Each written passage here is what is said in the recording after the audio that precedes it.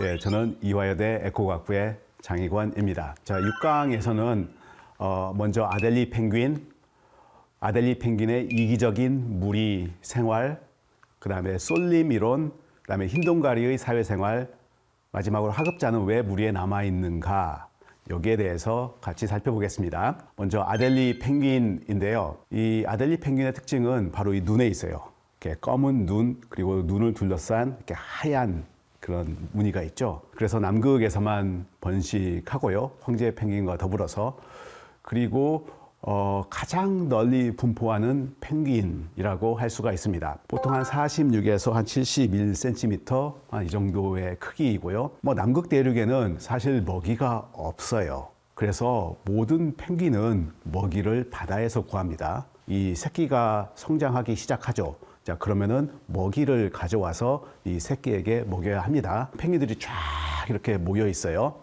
자, 그런데 함부로 입수를 하지 않아요. 자, 계속해서 기다리는 거예요. 기다려요. 언제까지? 이 숫자가 많이 늘어날 때까지. 자, 그러다가 같이 한꺼번에 물속에 입수합니다. 자, 왜 그러냐면은 이 물속에는 이 무서운 포식자가 있어요. 바로 표범 물개인데요. 이 표범 물개는 상당히 크고 그 다음에 이런 펭귄을 잡아먹는 것을 아주 좋아합니다. 이런 펭귄들이 무리를 지어서 한꺼번에 물에 들어가는 이유는 우리가 희석 효과로 설명할 수 있습니다. 나 혼자 물속에 들어갔어요. 자, 그러면은 여기 포식자가 있다. 그럼 내가 공격당할 확률이 100%죠. 자, 그런데 여기에 수십 마리가 한꺼번에 물속에 들어가게 되면은 내가 공격당할 확률이 수십 분의 1로 줄어드는 것이죠.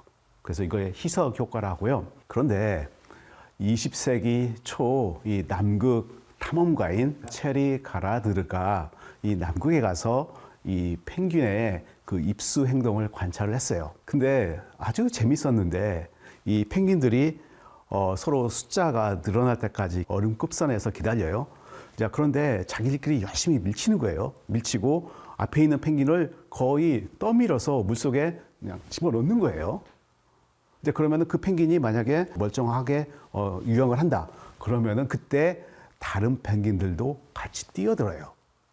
자, 이것을 보면은 서로 이기적인 그런 펭귄들이 모여서 야, 쟤를 밀어 넣으면은 어쩌면 내가 살 수가 있을 거야. 이제 이런 생각을 하고 있다는 것이죠. 전통적으로 이 동물들이 집단을 형성하는 이유가 그런 개체군이라든가 아니면 그 종의 이익이 되기 때문이라고 설명을 했어요. 그런데 이 동물들 하나하나를 잘 관찰해 보면은 얌체 행동을 하는 그런 개인들을 볼 수가 있어요. 새들은 주로 이렇게 땅에 있는 그런 먹이를 먹잖아요. 고개를 땅으로 거의 이렇게 숙여야 되는 거예요. 이제 그렇게 되면은 포식자가 날아오는 걸 볼 수가 없죠. 또 일부는 주위를 둘러보면서 이 포식자의 접근을 이렇게 탐지를 하려고 합니다. 자, 여기에 10마리가 있어요. 집단을 이루어서 같이 이런 먹이 활동을 해요.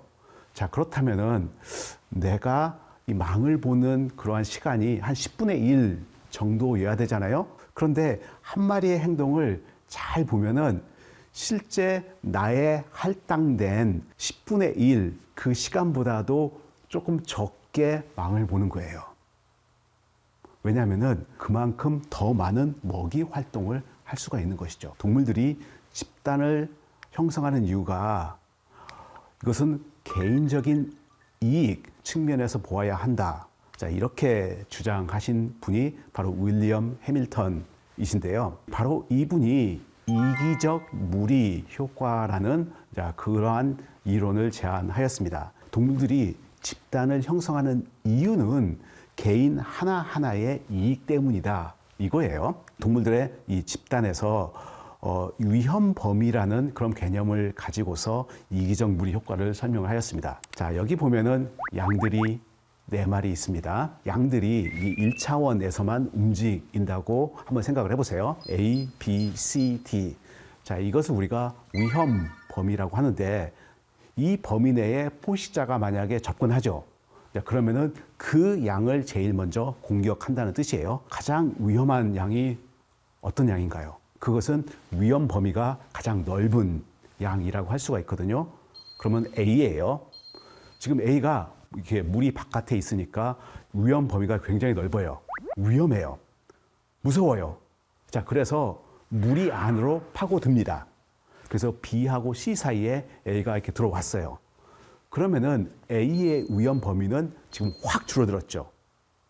자, 이렇게 각 개인이 나의 위험 범위를 줄이기 위해서 물이 안으로 파고드는 행동, 이기적 무리 효과라고 합니다. 실제로 그런가? 자, 우리가 이것을 실험을 하였습니다. 지금 여기 양들이 잔뜩 있죠? 자, 여기에 각자에게 위치 추적기를 달았어요. 갑자기 사냥개를 딱 등장시켰습니다. 자, 그럼 무섭죠? 자, 그러면은 이 양들이 어떻게 행동하는가를 봤더니 각자 그 근처에 있는 다른 양들 사이로 이렇게 삐짓고 들어가는 거예요. 그 양들이 무리를 짓는 그 근본적인 이유가 각자의 위험 범위를 축소하는, 최소화시키는 방향으로 이동하다 보니까 이렇게 무리가 만들어진다는 것으로 이기적 효과를 우리가 실험적으로 증명하였습니다. 이기적 무리에 있는 그런 개인들은 옆에 있는 남을 이 포식자에 대한 방패로 활용한다. 그래서 무리가 만들어진다. 자, 이렇게 설명합니다. 이기적 무리는요, 무리 전체로 보면은 손해일 수가 있습니다. 각자 이익을 보려고 우리가 이렇게 무리를 만드는데요. 자, 그러다 보니까 이 펭귄은 얼음 끝선에서 한도 끝도 없이 기다려야 돼요. 그만큼의 시간을 우리가 사냥하는 데 사용할 수가 있는데 단지 다른 펭귄을 기다리는데 사용해야 되는 것이죠. 그렇다고 해서 이 표범 물개가 펭귄을 뭐 사냥하지 않는가? 그건 아니에요. 표범 물개가 이 단기간에 사냥할 수 있는 펭귄의 수는 딱 정해져 있어요. 그리고 그것을 거의 성공합니다. 자, 그렇기 때문에 어차피 희생은 당하는데 내가 사냥할 시간을 그만큼 잃어버리는 그런 무리 전체로 보면은 손해가 나는 행동이다고 할 수도 있죠. 무리에서 이익은 절대 공평하게 배분되지 않습니다. 자, 여기 포식자 방어를 위한 무리가 있는데요. 지금 왼편에 보면은 여기에 그 원이 있죠. 이 원에서 가장 안전한 그런 개인은 누구일까요?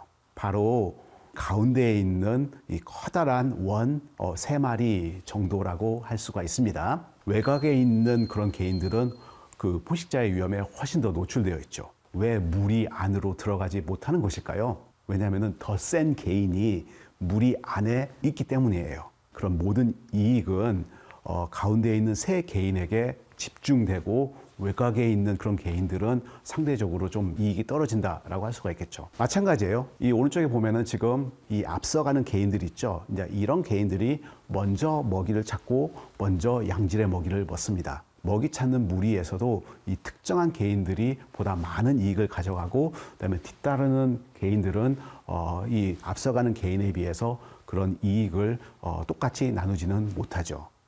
그래서 이 동물들의 그 무리를 보면은요, 보통의 경우 나이가 많다거나 경험이 풍부하다거나 그리고 몸집이 큰 개인이 거의 집단 생활에 가장 큰 혜택을 봅니다. 자, 우리가 이런 현상을 쏠림 이론으로 이렇게 많이 설명하는데요. 베렌캠프라는 분이 1983년도에 제안하였습니다. 쏠림 이론이라는 것은요, 그 집단의 어떤 그런 그 혜택, 이익은 특정 개인에게 쏠리기 때문에 내가 그런 개인에 속하는가 그렇지 않은가에 따라서 이 번식 성공도에서 많이 차이가 날 수밖에 없다입니다.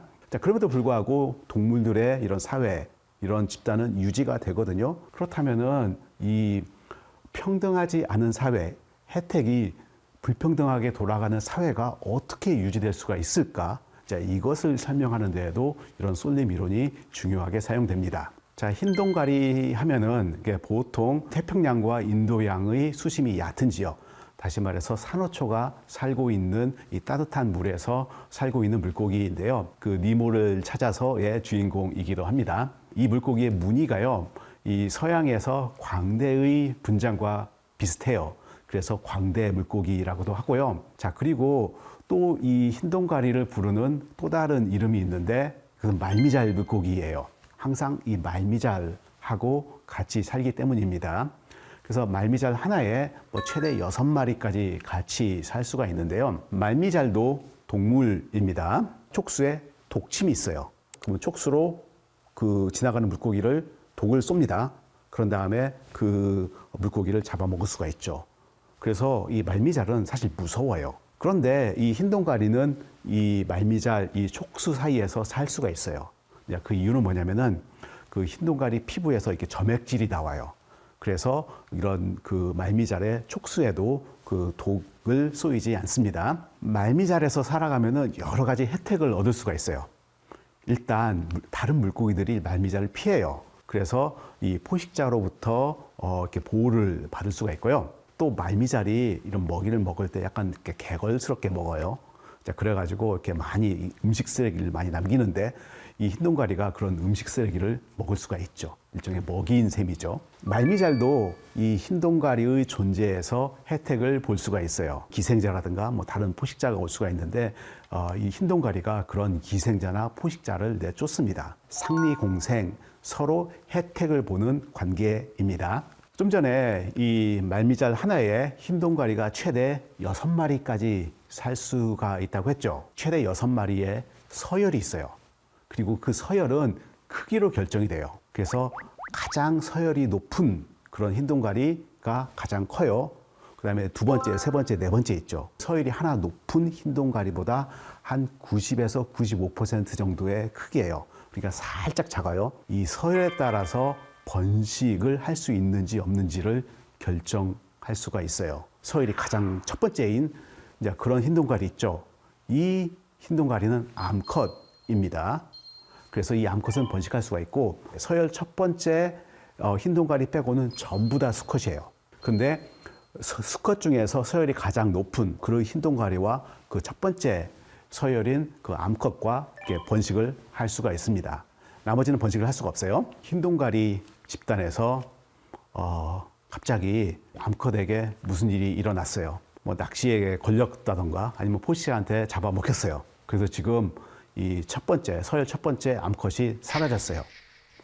자, 그러면은 이제 수컷 중에서는 가장 큰 수컷, 얘가 서열 상승을 합니다. 자, 그런데 이때 수컷에서 암컷으로 성전환을 해요. 이게 지금까지 수컷이었는데 서열이 첫 번째가 되면서 암컷이 돼요.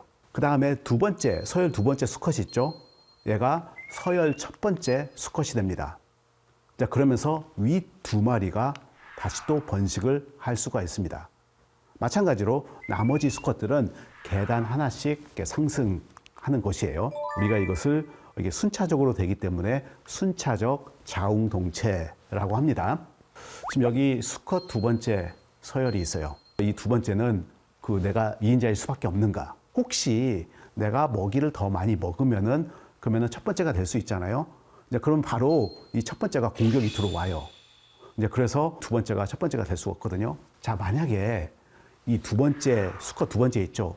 얘만 따로 떼어냈어요. 그리고 얘한테 열심히 먹이를 먹여요. 첫 번째의 방해 없이. 이제 그러면 두 번째가 몸집이 커지겠죠. 그러면은 얘가 서열이 상승할 수 있지 않을까. 그랬더니 재밌게도 이 서열 두 번째인 수컷이 어느 정도까지는 먹이를 먹어요. 그리고 몸집을 키워요. 그런데 한 정확히 95% 정도의 크기가 도달하죠. 그러면은 그다음부터는 아무리 먹이를 줘도 안 먹는 거예요. 그러니까 이 서열 두 번째인 수컷이 정확히 나의 서열을 알고 있어요. 아무 간섭 없이 주는 먹이도 절대 먹지를 않는 것이에요. 다시 말해서 이 하급자는 나의 그 서열, 그 위치를 정확히 알고 있고 그리고 그것을 유지하려고 노력합니다. 그 이유는 이 하급자가 무리에 남아있으려고 하기 때문에 그래요. 내가 몸집을 키우게 되면은 바로 그 서열 위에 있는 그런 다른 개인으로부터 공격을 받게 되고 잘못하면은 무리에서 쫓겨날 수가 있어요. 그렇다면은 내 집단 생활에서 얻는 이익도 전부 다 사라지게 되는 것이죠. 그리고 이 집단에 속해 있지 않으면은 내가 뭐 서열 상승의 기회 그리고 궁극적으로는 이 번식할 기회도 사라지는 것이죠. 자, 그렇다면 왜 상급자는 이 하급자를 무리에 허용하는가? 사실 말미잘 하나에 뭐 암컷하고 수컷 딱 두 마리만 있으면은 뭐 괜찮아요. 그럼에도 불구하고 왜 상급자들은 이런 하급자들이 이 같은 말미잘에 살도록 그대로 내두는가? 사실 이거에 대해서 정확히 알 수는 없어요. 그렇지만은 어찌 보면은 이런 우리가 먹을 것이 충분한데 그런데 이런 하급자들을 내쫓는 비용이 그냥 그대로 두는 비용보다 더 큰 것이 아닌가. 그리고 이렇게 같이 있게 되면은 혹시 모를 이 포식자의 공격에 대해서 이런 희석 효과를 누릴 수가 있는데 내쫓게 되면은 그런 희석 효과가 날아가게 되는 것이죠. 아마 이런 이유 때문에 상급자는 하급자를 무리에 허용하는 것이 아닌가 생각합니다. 집단 내에서 이 개인의 이익은 절대 공평하게 돌아가지 않습니다. 흰동가리 무리를 보면은요, 상위, 서열이 가장 높은 이 두 개인만 번식을 할 수가 있고요. 하급자는 집단 생활이 주는 혜택 때문에 무리에 남기 위해서 노력합니다. 그렇다면은 그 다음 강의에서는 어떻게 이런 불평등한 사회가 유지될 수가 있는가, 거기에서 필요한 리더십이 무엇인가에 대해서 공부하겠습니다.